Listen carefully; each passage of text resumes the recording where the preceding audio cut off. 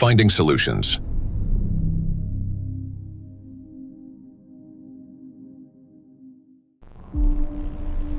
Exclusion zones.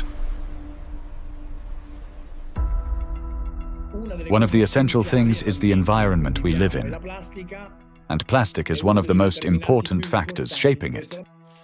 Micro and nanoplastics have now infiltrated every corner of the planet, yet their distribution is far from uniform. Some regions accumulate especially high concentrations of plastic particles, and nowhere is this more pronounced than in the oceans. Each year, roughly 11 million tons of plastic waste enter the ocean. The equivalent of an Eiffel Tower made entirely of plastic plunging into the sea every 8 hours, or about 1,100 such towers annually. Initially, these towers consist of bottles, bags, fishing nets, and other plastic garbage. Over time, under the influence of sunlight, waves, and weathering, they fragment into billions of invisible killers, micro and nanoplastic particles. According to research, about 95% of small debris less than 5 millimeters in size is composed of plastics. The surface of the world's oceans is already covered with more than 350 trillion particles of microplastics, and the number continues to grow rapidly. However, the ocean depths hold countless trillions more, forming an invisible yet enormous area of contamination. And yet, that's not all. The sea breeze has become toxic. When waves break at the ocean surface, they generate countless bubbles. As these bubbles burst, they release not only salt crystals into the air, but also microscopic plastic particles. Carried by the wind, micro and nanoplastics scatter across the planet. The stronger the wind and the higher the sea foam, especially during storms, the more particles lifted into the atmosphere. Though invisible to the naked eye, the air around us is literally saturated with them. Each year, approximately 136,000 tons of microplastics are carried from the ocean to land by sea breeze. That is more than 370 tons every single day. In the atmosphere, plastics are transported thousands of kilometers by air currents. They settle in dew and fall to the ground with snow and rain. The coasts and coastal regions are the first to bear the impact. When people go to this seashore, okay, for holiday, for swimming, to receive some sunlight, they always send me pictures of microplastics because all the seaside are full of microplastics. A study conducted in a coastal city in eastern China found that a person can inhale up to 1 million microplastic particles per year simply by spending time outdoors. The greatest danger comes from particles smaller than 100 micrometers, which can easily enter the respiratory tract.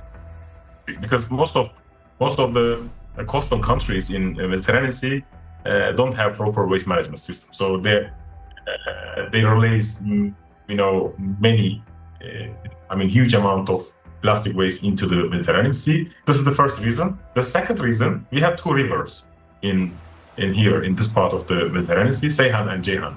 These two rivers, in two of the 5 most polluted rivers in the Mediterranean Sea. Recycling actually makes those two rivers most polluted rivers in the Mediterranean Sea. They carries more than 5,000 tons of plastic waste into Mediterranean Sea every year.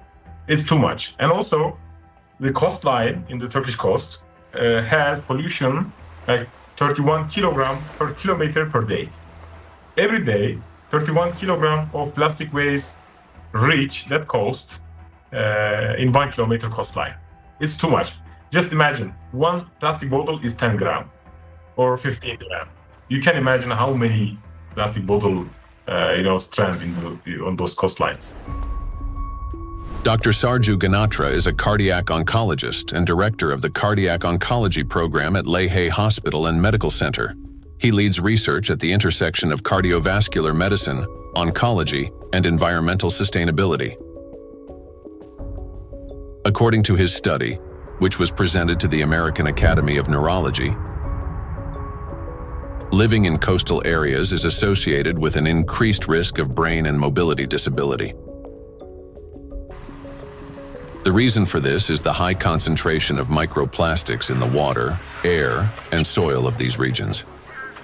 It's alarming, truly, that what we are seeing, that people living close to the coastal water with high amount of microplastic concentration in the seawater, they have higher prevalence, higher rates of various cardiovascular disease, stroke, diabetes, and other metabolic conditions, as well as cognitive mobility and self-caring disabilities and abilities to live independently essentially are less in that population.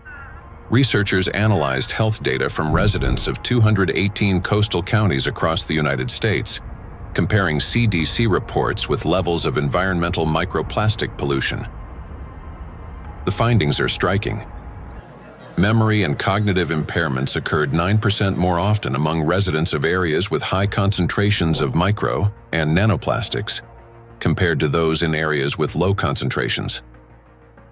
Motor disorders were 6% more frequent.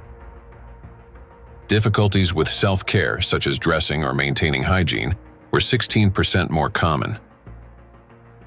Inability to live independently, including managing finances or shopping, was 8% more frequent. In coastal regions, where the concentration of micro and nanoplastics far exceeds that found in inland, people are already paying the price, not only with their health, but with their lives. In a study led by Dr. Sarju Ganatra, scientists compared regions with high and low levels of microplastic pollution. But this raises an important question. That is, what does low level mean today? To answer this, let's look at the numbers. Dr. Ganatra defined a low level of contamination as one tiny plastic particle per 200 bathtubs filled with seawater. At first glance, that might sound negligible. But when that single particle breaks down into nanoscale fragments, the number of particles increases not by tens or hundreds, but by millions of times. Let's consider a simple calculation. Suppose the volume of one such tiny plastic particle is just 1 cubic millimeter, roughly the size of a grain of sand. Over time, it breaks down into many smaller pieces. Now, if we assume that this single microparticle disintegrates into fragments about 100 nanometers in diameter, that would generate about 1 trillion particles. And if their size decreases to 10 nanometers, the number would skyrocket to 10 to the 15th, or 1 quadrillion nanoparticles, all from a single microparticle. So what does this mean in practice? It means that even one glass of such clean water, which hardly exists anymore, would potentially contain about 5 million nanoplastic particles. And for the human body, after drinking just one glass, at least 5 million cells will be put at risk. So can this so-called low level of contamination truly be considered safe? Each of those 5 million particles entering a body can trigger inflammation, cause hypoxia, and disrupt communication between neurons. Note that these effects aren't always immediately noticeable. A mild headache, occasional fatigue, anxiety, or difficulty concentrating. All these may be early warning signs of cognitive decline, neurodegenerative diseases, disability, and ultimately, death. These symptoms are particularly evident among people who live or spend significant time near the coastal regions. And the decline in their health is an early warning sign, a reflection of a much larger crisis unfolding across the world. Do you remember Professor Gundogan saying that the coastal countries of the Mediterranean don't have an adequate waste management system? Well, according to research, the concentration of microplastics in this region is about 4 times greater than North Pacific Ocean, where, by the way, the Great Pacific Garbage Patch is located. And in addition to 5 already known invisible garbage patches, researchers have identified a 6th garbage patch hidden in the Mediterranean Sea. It's called invisible because it consists mostly of microplastics. And unlike other oceanic garbage patches, which are at least far away from the densely populated coastline, this one is surrounded by 21 countries. It's a home to nearly 500 million people. We can say that this is the most dangerous garbage patch of the planet, because here, the plastic has already broken down into small sizes that are dangerous for life. Everyone living in the Mediterranean is constantly breathing air with an extremely high concentration of micro nanoplastics. This is an extremely dangerous zone that should have been long ago been designated as an exclusion zone. Now, recall the battery example and imagine how many charged particles are present and how much energy is concentrated there. That's why the Mediterranean Sea is warming faster than the rest of the world's oceans. This is very serious because Mediterranean plays a key role in shaping the climate of Europe and the Mediterranean countries. It affects the weather patterns, rainfall distribution, and even the ecosystems of the entire region. It is precisely this extreme warming here, driven by micro and nanoplastics, that is intensifying the climate anomalies, extreme weather events, and even natural disasters throughout the Mediterranean. Meanwhile, the amount of micro and nanoplastics continue to rise with every passing minute.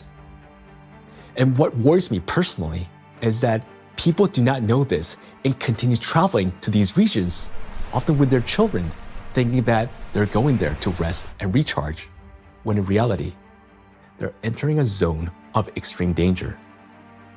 So the things that once symbolized health, freedom, and luxury, a yacht on an open water, a villa by the sea, or even a private island in the ocean, they're now slowly turning into exclusion zones. For now, this problem is mainly recognized by scientists, but it will soon become impossible for the public to ignore. And when that moment comes, mass migration from coastal regions will be inevitable. Thus, if we fail to find a solution, the economic losses will be enormous, as the tourism industry will collapse and luxury resorts on the coast will be deserted. Yet, the threat doesn't end there, because the tiny plastics are constantly spreading by the atmospheric circulation and contaminating everything in its path.